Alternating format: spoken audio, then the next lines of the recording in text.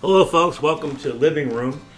This is episode 8. This is my friend Kramer, Magic Irvin Kramer, a staple in the LA music scene, and he's performed with all sorts of people, from Ray Charles to the Knack to Richie Havens, and many more. And he was on tour with Michael Jackson for a while. A lot of stuff. Maddie's done quite a bit in the music. Oh, well, yeah. In the music world. Different jobs, yeah. Wear a lot of hats, only wear one now, yeah. Okay. Well, at least it still fits. Mine's getting too small every day, smaller and smaller. But anyway, yeah. So it's good to see you. We've performed a lot at the Oyster House, and that was a place to play. Yeah, right. And the Dresden a couple times. Dresden, and a few private parties. Yeah, and we did concert in Ireland. We hung out there. Yeah, we hung out there. Yeah. Anyway. I just thought we'd bring Magic over to share some of the stories and some of his music. I'm always curious, first off, the Ray Charles thing is probably the biggest. That is the biggest credit that I have. Yeah, and that's quite a credit. I mean, it's pretty. I'm really lucky, yeah. Really blessed, yeah. Yeah, when I tell people I had like Ray Charles guitar player coming over, they're like, what? Well, he had many guitar players that played with him throughout the years. Live, I only recorded with him because of the situation. But the other thing is on the road with Ray, it was to like the 40s Chitlin circuit. It wasn't really that comfortable. But right. It was like in the back of the bus. Right, there was no bunks or anything. Everybody sat straight up. But I would have done the trio thing with him if he would have lived. But, wow. Yeah, that would have been cool. Yeah. But a little loss. What a great man. Yeah, he was awesome. And like I say, he crossed over every genre. I mean, he was like the Beethoven of the 20th century. Yeah, he had jazz, country, R&B. His biggest record in the beginning, since till Genius Less Company, was the country one he did in the 50s. So, Which one was that? I Can't Stop Loving You. The album that had that on it. Oh, okay. Yes, in the I know Georgia was a big one for him. Georgia was huge, yeah. Yeah. Hoagie Carmichael tune. Right. Yeah, I love that song. And he is the guy that did it. I mean. Yeah, he's the guy who made it a legendary. Right. Yeah. Amazing. Anyway, are there any songs you wanna that you wanna?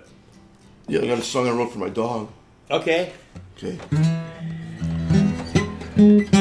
remember it. So I have a dog. You'll figure this one out. Doc, right? Yeah. And the song is called Doc. Take 1 and a half.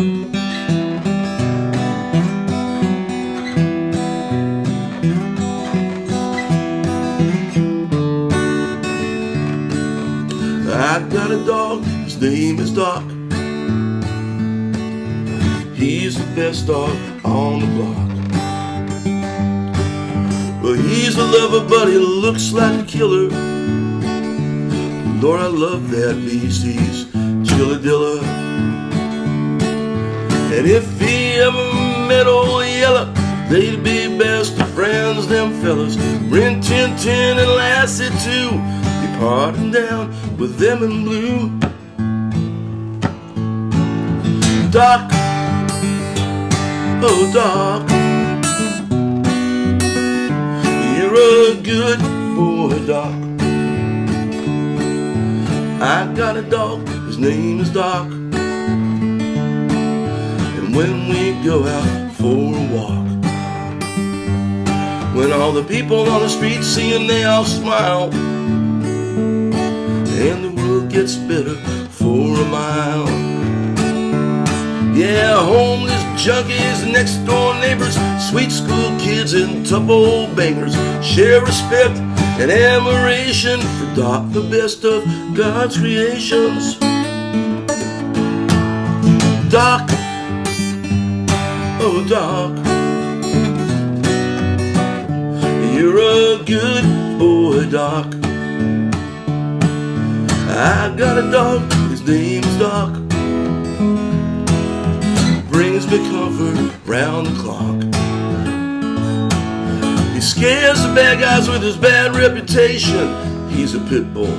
Please don't tell him he's the sweetest one in the nation.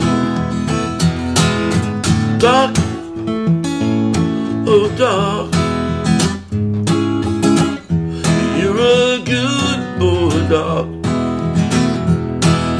Doc, oh Doc,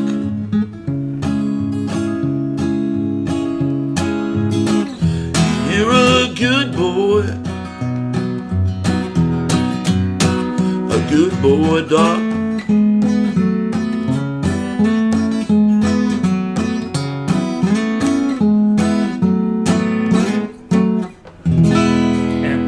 That's great. Thanks. See, how do you tell how you met Doc? I mean, Doc was he was a neighbor's dog. Yeah, well, when I moved into the place, and then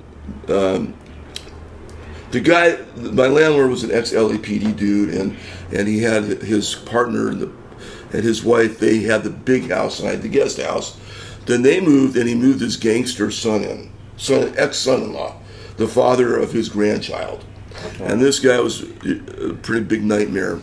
And he got Doc because he wanted to be tough. You know, all gang guy wannabe guys that have a pit bull. Right. But Doc was like the sweetest, most loving creature on earth always. So I grew up, his whole life he's known me, but I wouldn't let him in the house or anything. He was the other guy's dog. But, right. But he was always the coolest, sweetest dog, and the guy kind of abused him. And then he moved out after his stripper girlfriend broke every window in my house. Oh, God.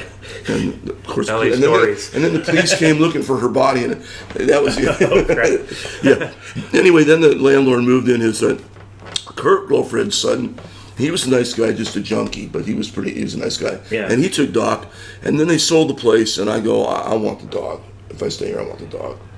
So I got him, and he's now 14 years old, and wow, a great beast.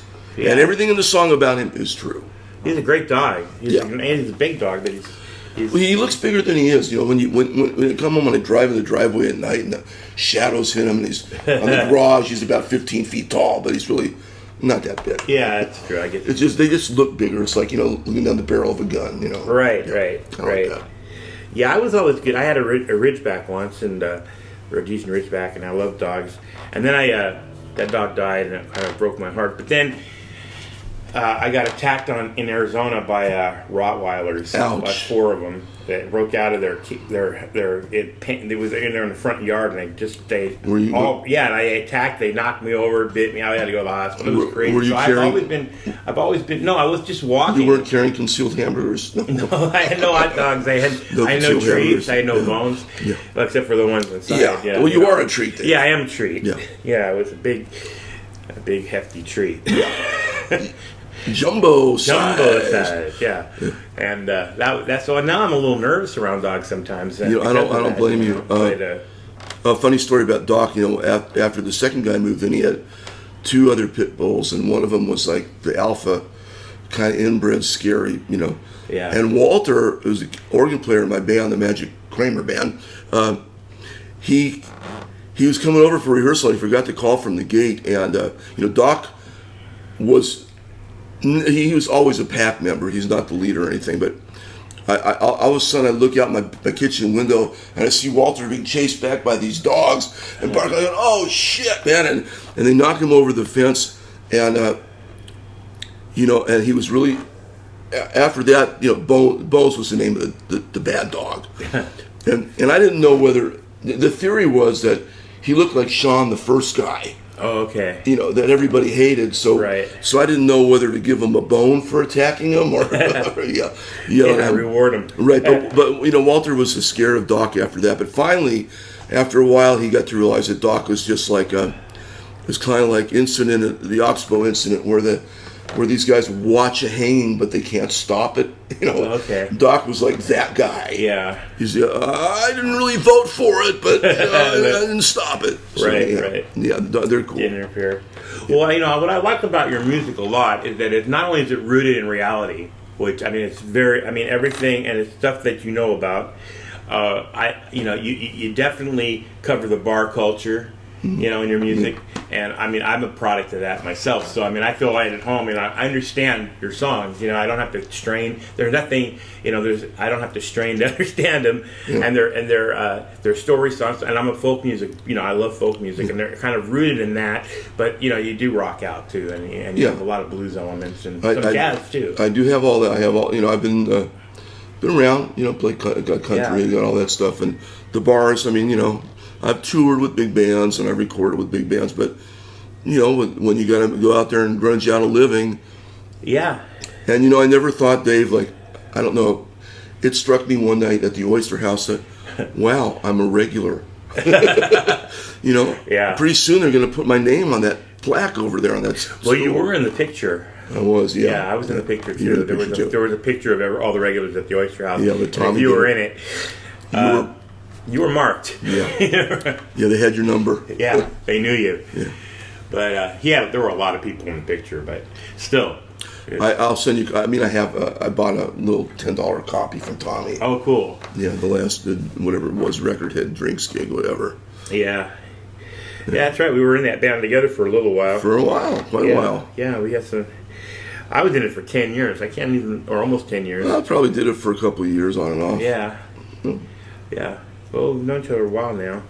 Now, I just learned recently that you did some work with Richie Havens, who I'm a huge fan of. I never met him, but he did play in Cave Creek, Arizona once, and that's a really small town. It's a one-street town with a coffee. I mean, it's just a coffee house. Yeah. And I was wondering how they got Richie Havens, but it was amazing. Maybe he was. He was a great town. Maybe they let him out on the work furlough program. You know about, right? Right. Okay. My story with Richie Havens, is that I had a band called the Hollywood Underground. I had a studio in Burbank that I begged, borrowed, and stole to build, and I had a band. Well, before this, I was working at a place called Present Time Recorders, which was a cheap budget studio on Vineland and in Burbank, which is now a Rouse. Okay. And I was in this band. I was playing with the Knack, and I was in this band with this guy. He's now called himself Solomon King, but his name is Jeff Lane. Strangely enough, Jeff Lane, I was playing in the Knack. Doug Feiger and Jeff Lane's houses were back to back in Detroit. Oh, wow. Small world, huh? Yeah.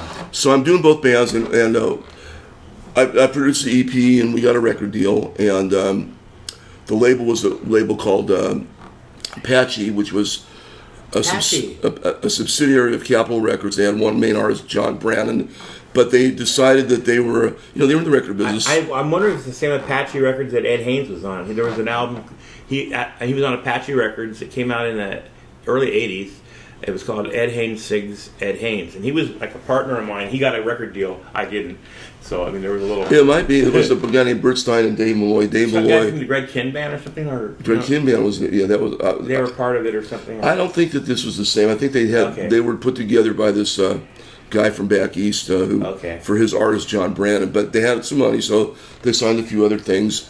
And one of the things they did was, and this put the record company under, was they decided they would pay to make the soundtrack to this movie, which sounded like a good idea. It was Homer and Eddie.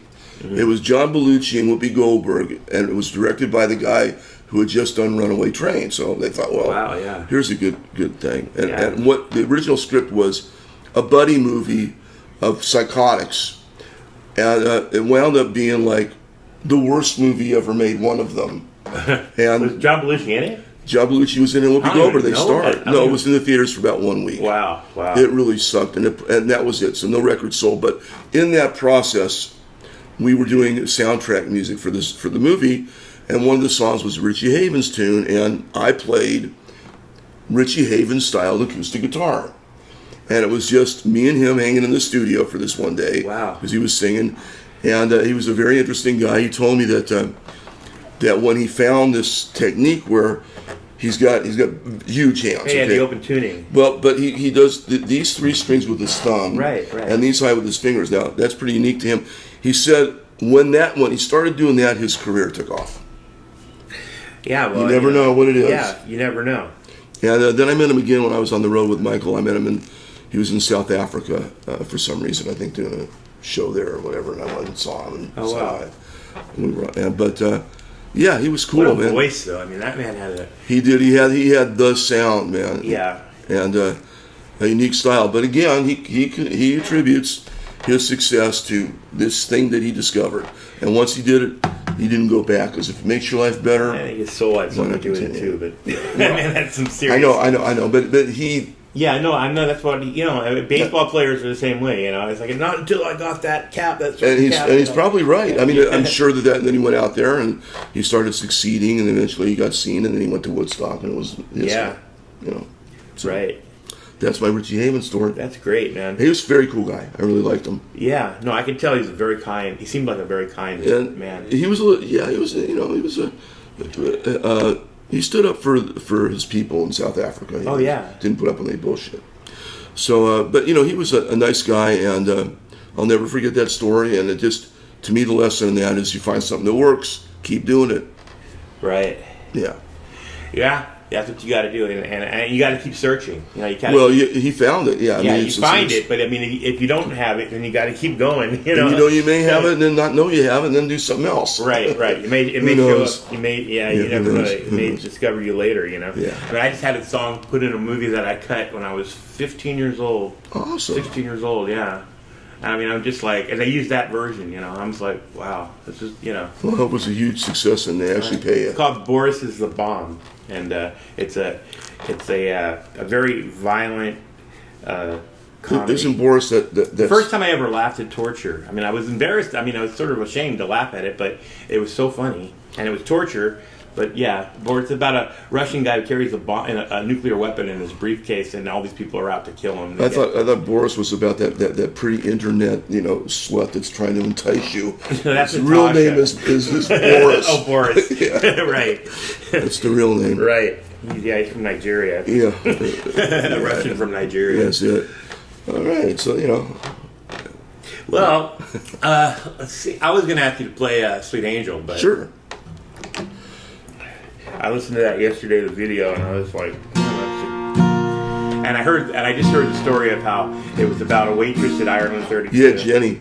Yeah, what happened? This is a song that I played with my band, the Magic Kramer band. It's Jack Willoughby and Walter Thompson. We were an Oregon trio. Me on guitar, Walter on left-hand bass, and Oregon and Jack on drums. We all sing and everything. So we played at Ireland's a lot, and when we would play, they'd bring us alcohol on stage, and I used to say I was Irish by way of alcohol abuse, but Walter, as Irish American, made me say I'm Irish by way of alcohol appreciation. Yeah. Anyhow, she'd bring the drinks. I'd go, ladies and gentlemen, our sweet angel of alcohol. And somebody called that'd be a great song. So there you have it. And I wrote it.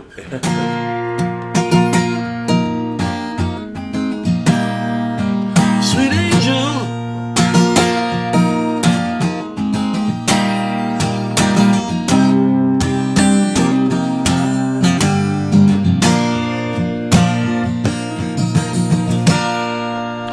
There's a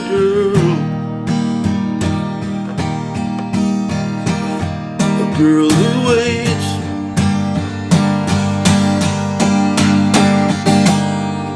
Soon we'll be together in that special place where the darkness hides the day. She will wash my thirst away. She's my sweet angel of alcohol. She's my angel when I fall. Helps me to forget it all. There's a girl who rings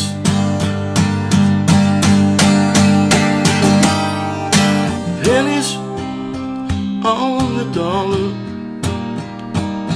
for the comfort that she brings to the sorry souls like me who seek salvation in strong drink. She's my sweet angel of alcohol. She's my angel when I crawl. It helps me to forget it all.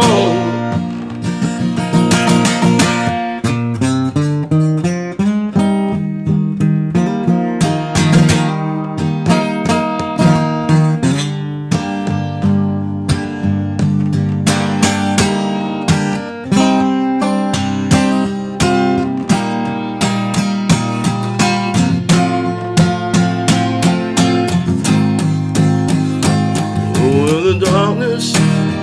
How's the day from my sweet angel? Soon I'll have to slip away for a while. The law's clear, we don't have to go home, but we can't stay here, 'cause that clock on the wall just wrote the saddest time of all. Last call.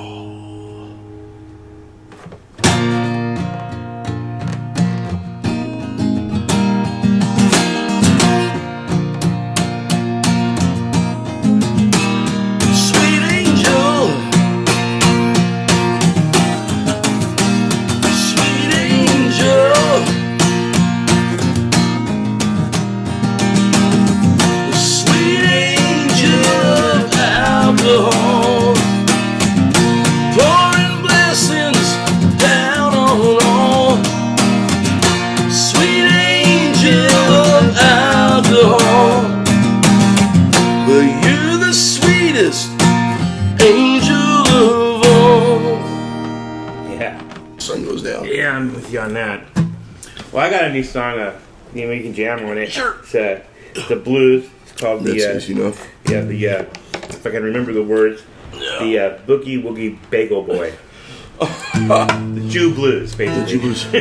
I know the guy whose dad wrote Boogie Woogie Bugler Boy. Well, really? Yeah, and Beat Me Daddy 8 to the bar. Wow. Yeah, Michael Prince is his name. He was on the road with Michael. He was in a band called Legs Diamond.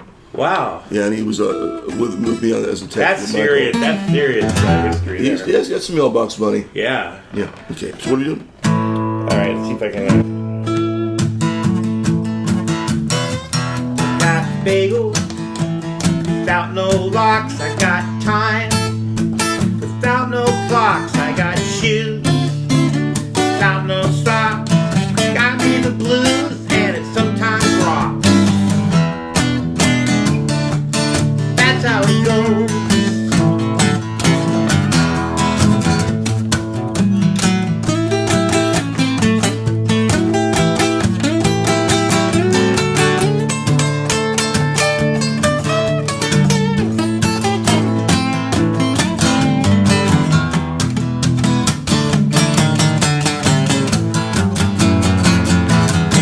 I got water, but I got no pool.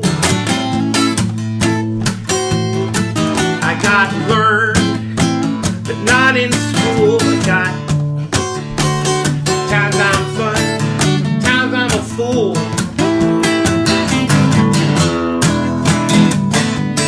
That's how it goes.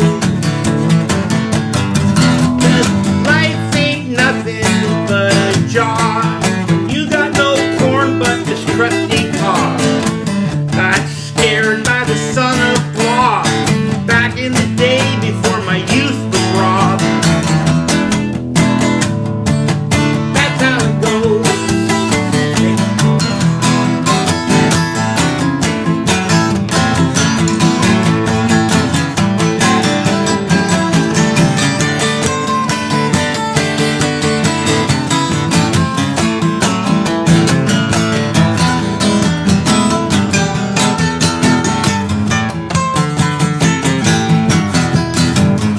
Got bagels, but I got no locks. I got shoes, got no socks. I got time, but I got no clocks.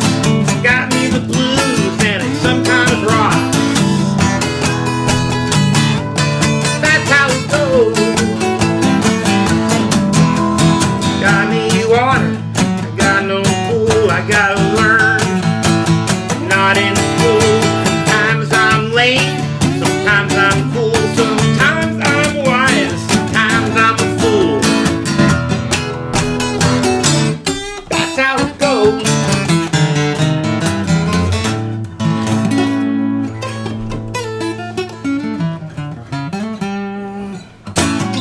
Okay, that was a while. Boogie Woogie Bagel Bagel Boy. Boy. From San Francisco. wow. Yeah.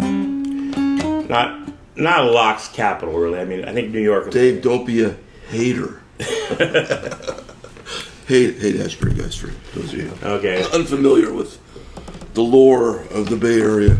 Dude, I went to college in Santa Cruz. Wow. Yeah. Now, I love Santa Cruz, but I never hung out there much. I mean, I went to the boardwalk several times. Yeah, that was the tourist trap heroin distribution point. Yeah, I stuck on the rides, on the regular We were more into amusement rides. psychedelic. I didn't take the internal rides. Yeah, I got you. But I tell you what, the first time I went looking at cop pot was met this guy at the Catalyst, which was the big hangout at that time. Was in the St. George Hotel, the oldest place in Santa Cruz, and he goes, "Yeah, man, I'm getting you some pot." This is nice. So he drives us all around town, goes to 2 or 3 places. We give him the $10 for the lid, back in those days. And so he's driving us around. He finally drives us to the boardwalk, and he comes back and he says, "Look, man, I couldn't find you any weed, but I got you some acid." But it wasn't. It was like M&Ms. Oh, wow. That was like straight out of a movie. Yeah. Didn't do anything? No. They were just M&Ms? Yeah. There was Oh, nothing. great. Yeah. Yeah, oregano. Yeah. The oregano Not of even acid. oregano. It was the M&Ms are the oregano of It was acid. the oregano of acid. Yeah. I used to take acid. Now I get acid. Okay. No. Yeah, right. So now I take Pepsi. Anti-acid. Yeah, I was tripping one so hard. I thought maybe a couple of antacid pills would help, but No, they didn't do it. It didn't come down. The alphabet drug song. A is for Adderall, B is for Benadryl, C is for codeine, D is for dizipramine, E is for Effexor, F is for Flonase, G is for Wifidicin, H is for Haldol, I is for Imitrex, J is for Jesus, K is for Clonopin, L is for Lorazepam, M is for Maalox, Motrin, and morphine. N is for Nazarol, O is for Oxycontin, P is for Prozac, Q is for Quaalude, R is for Respirodol, S is for Stelazine, T is for Trazodone, U need a prescription.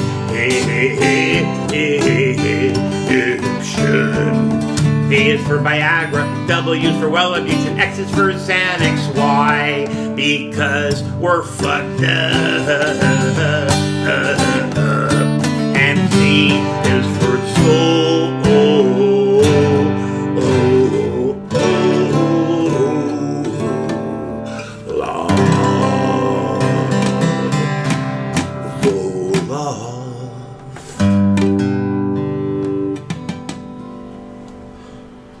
Okay. Folk music. Yeah. For the truly folked. It was for when you're folked up. When you're folked up. Well, the money song. I love the. Oh, except for the money one? Yeah, except for the money. Yeah, well, this is a true story, too.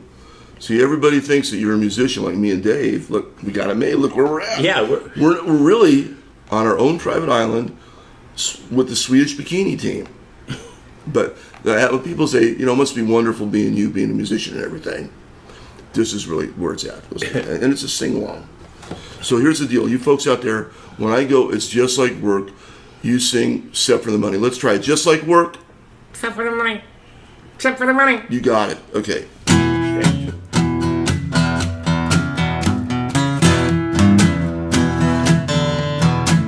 Well, you asked me what it's like singing songs for a living, staying up all night and sleeping till the evening.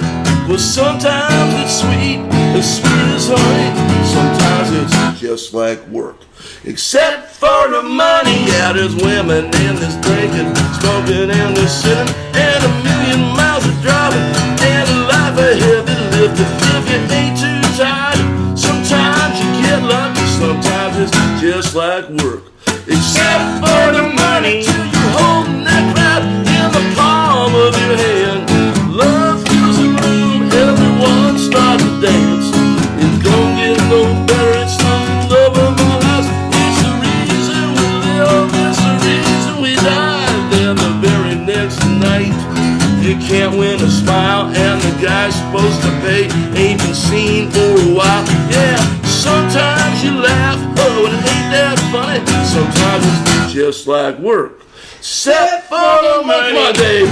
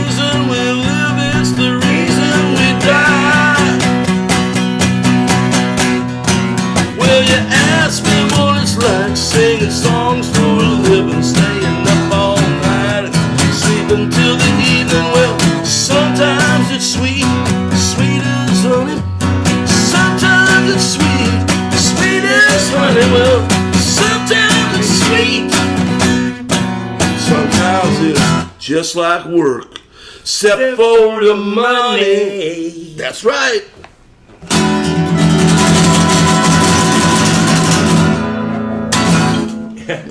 Well, thanks a lot, Magic. I really had a great time having you over. I learned some stuff.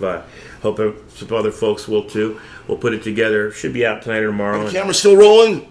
Yeah, they're always. Okay, kids, go into your mommy's purse. Yeah. Look for the pieces of paper with the presidents on them. Okay. Yes. Send them to Dave. Influence, bad. Us. Influence, bad. Us. Yeah. Like the jaded Jedi. Yeah, the ones that got kicked out of school, the Jedis that were that flunked out. All right, buddy. All right, man. Well, we'll see you later. Yeah. Thanks for tuning in. This is number 8, episode 8. We'll try episode 9 next week. Cheers, y'all. Take care.